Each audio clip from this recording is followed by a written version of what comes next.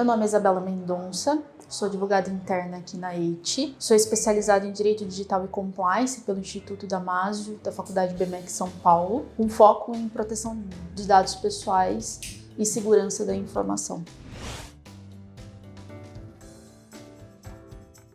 Diferentemente do que se imagina, a LGPD ela não veio impedir ou inibir o uso de dados pessoais dentro do mercado, mas ela veio endossar exatamente a possibilidade de se utilizar os dados pessoais dentro da economia digital, considerando que os dados pessoais se tornaram moeda de troca dentro desse novo cenário. Portanto, o foco principal da LGPD é conseguir conciliar a privacidade, o direito à privacidade do titular do dado, com também a possibilidade de desenvolvimento tecnológico e saudável do mercado. Ela tem como princípio, inclusive, o direito à privacidade em concomitância com o desenvolvimento econômico.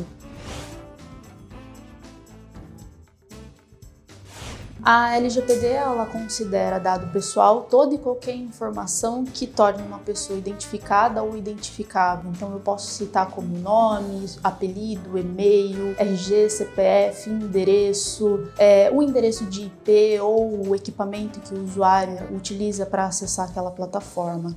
Mas a LGPD ela também faz uma diferenciação em relação a dados sensíveis. Dados sensíveis são aqueles dados, por exemplo, relacionados à saúde, à vida sexual, à religião, à convicção filosófica ou política. E esses dados, pelo próprio nome já diz, eles são bastante sensíveis e eles só poderão ser tratados mediante consentimento expresso e específico do titular para que a empresa possa fazer uso desses dados. A nossa lei brasileira, ela tem uma inspiração numa lei europeia, que é o Regulamento Geral de Proteção de Dados Pessoais. Então, renasceu, na verdade, ali uma discussão sobre a liberdade, mas também a privacidade das pessoas, considerando que desde os anos 90 houve uma mudança na economia digital, em que as empresas e as instituições precisaram cada vez mais fazerem uso de grandes fluxos de dados pessoais para aprimorarem seus serviços ou para sistemizarem seus trabalhos, para aumentar uma competitividade no mercado,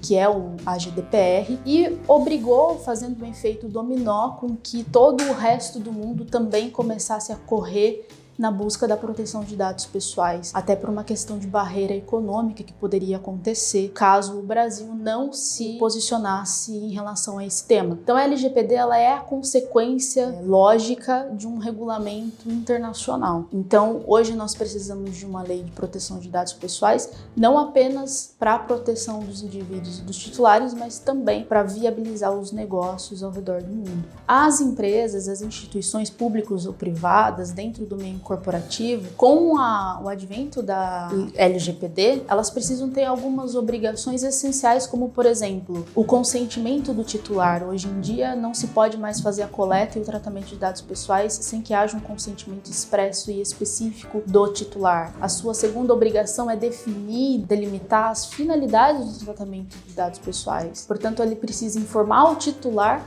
qual é a finalidade e por que ela coleta aqueles dados pessoais. Ela também tem a obrigação de manter uma relação de transparência e boa-fé com o titular, considerando que aquilo que é informado para o usuário é realmente aquilo que ela faz dentro da empresa dela. Ela também precisa garantir que esses titulares exerçam os seus direitos em relação aos seus dados pessoais e também que ela possa criar uma cultura de minimização dos dados pessoais. O que significa isso? Significa dizer que hoje eu devo coletar aquilo que é única e exclusivamente essencial para o meu negócio, para o meu trabalho acontecer. Eu não mais posso coletar dados desenfreadamente sem que haja uma finalidade específica.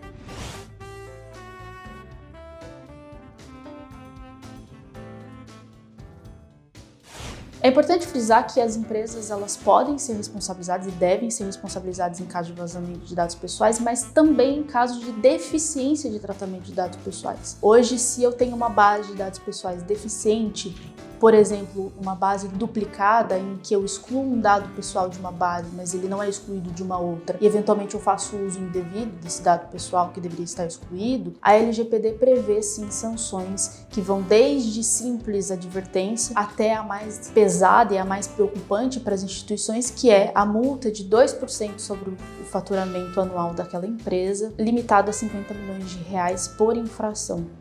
Então, essas são as sanções previstas na LGPD, basicamente.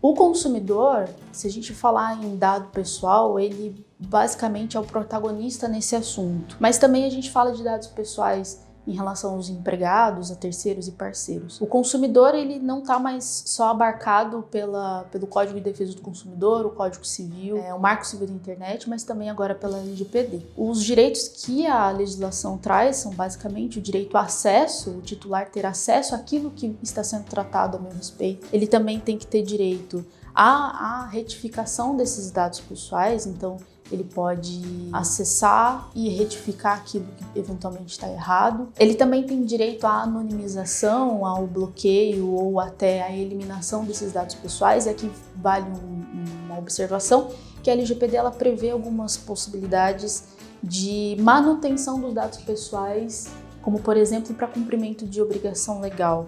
Portanto, não necessariamente esse direito ele é 100% exercível pelo titular. Ele também tem direito à portabilidade desses dados pessoais a um prestador de serviço do mesmo ramo, evidentemente que respeitado os limites de um segredo de empresa. Ele tem o direito a saber com quem os dados estão sendo compartilhados, e ele também tem direito a saber que, em caso de não consentimento, qual seria a consequência pela sua não anuência. E, por fim, o direito à revogação do seu consentimento a qualquer momento, desde que forma escrita.